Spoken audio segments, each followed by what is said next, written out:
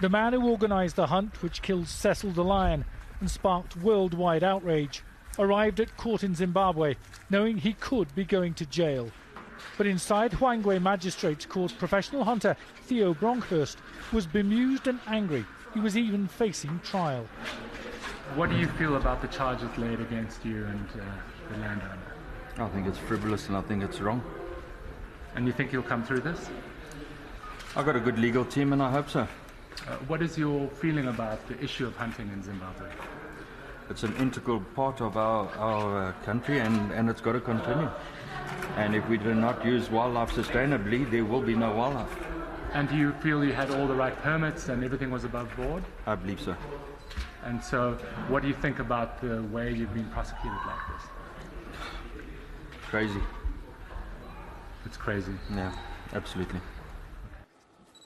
Cecil was one of Zimbabwe's biggest wildlife attractions, a 13-year-old male with a pride of lionesses and cubs. He was also part of a long-term study being run by Oxford University and should never have been hunted. He was killed by a 55-year-old dentist from Minnesota, Walter Palmer, who paid around £35,000 to slaughter Cecil. He and Theo Bronkhorst allegedly lured the big male lion out of the safety of the Hwange National Park with an animal carcass before shooting him with a bow and arrow. Cecil limped away into the bush, wounded, only to be tracked down by the hunters many hours later and finally killed. Dr. Palmer has faced protests in his hometown and gone into hiding and faces an extradition request from the Zimbabwean authorities. His professional guide this time left court after his hearing was adjourned until the end of next month. His lawyer confident Theo Bronkhorst has a good case. I work under instruction, and the instruction I have is that he had the paperwork, and that's the position that we take.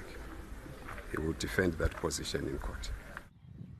But the story of Cecil has led to a temporary ban on all hunting of lions, leopards and elephants in Zimbabwe, as the international backlash shows no signs of abating. After the short hearing, Theo Bronkhorst told reporters off camera that this case had already ruined him and he'd never hunt again. But he added that regardless of the outcome of his eventual trial, he believes he's done nothing wrong.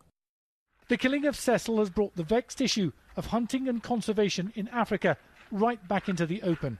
And whilst Theo Bronkhorst's hunting career may be at an end, many in the safari industry here believe it's big money, big game hunting that pays to keep millions of other animals alive.